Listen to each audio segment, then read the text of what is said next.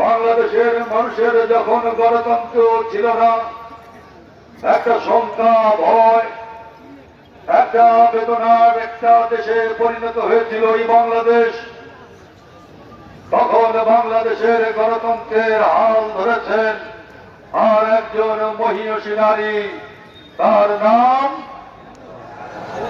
জোরে বলেন তার নাম, আরো জোরে বলেন তার নাম, বেগম খালেদা জিয়া।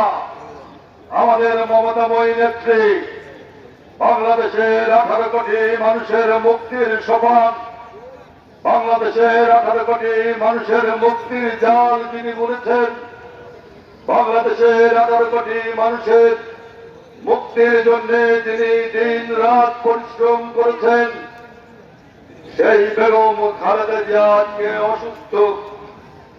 সেই বেগম খালেদা জিয়াকে মিথ্যে মিথ্যে মামলা দিয়ে কারাগারে রাখা হয়েছে। সেই বেগম খালেদা জিয়াকে একটা মিথ্যা মামলায় সাজা দিয়ে ফ্যাসিবাদী শেখ হাসিনা তাকে কারাগারে রেখেছে। আপনারা জানেন, সেই শেখ হাসিনার তাণ্ডবের কারণে আমাদের দেশ নেত্রী বেগম খালেদা জিয়া অসুস্থ হয়ে হাসপাতালে ভর্তি হয়েছেন। বন্ধুরা আমার, আমি সেই নেত্রীকে স্মরণ করি। আমাদের নেত্রী যখন কারাগারে, সেই নেত্রী যখন অসুস্থ, আমি আর একজনের নাম আজকে উচ্চারণ করতে চাই আপনাদের সঙ্গে। 7 সমুদ্র 13 নদীর ওপারে যিনি বসে আছেন, 1/11-এর পর নিষ্ঠুর জনগণে নির্যাতনে যিনি আহত হয়ে 7 সমুদ্র 13 নদীর ওপার লন্ডন শহরে চিকিৎসার জন্য গেছেন। 17 বছরে শেখ হাসিনা সেই মানুষটিকে বাংলাদেশে ফিরতে দেয়নি।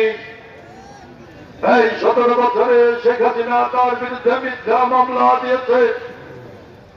তার বিরুদ্ধে মিথ্যে মামলা দিয়ে তাকে কারাগারে চিরদিনের জন্য আটক রাখার জন্য ষড়যন্ত্র করেছে।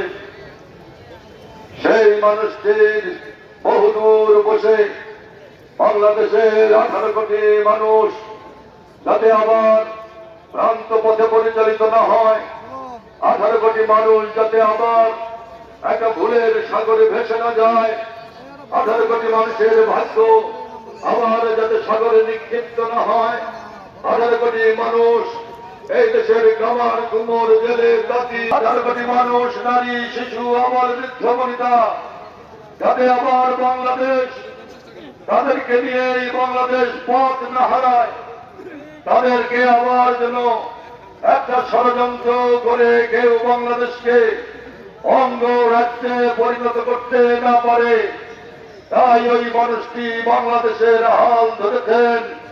বহুদূর থেকে সেই মানুষটি আমার আপনার মনের অনুভব বুঝেছেন এবং বাংলাদেশকে নেতৃত্ব দিয়ে, জাতীয়তাবাদী শক্তিকে নেতৃত্ব দিয়ে আজকে বাংলাদেশকে এক নতুন সম্ভাবনার একটা জায়গায় নিয়ে এসেছেন। সেই মানুষটি কে? আরো যারা বলেন কে? আরো যারা বলতে হবে কে? তারেক রহমান। বন্ধুরা আমার, আমরা লড়াই করেছি শেখ হাসিনার বিরুদ্ধে 17 বছর। এই লড়াই করতে গিয়ে আমাদের বহু মানুষ শহীদ হয়েছেন।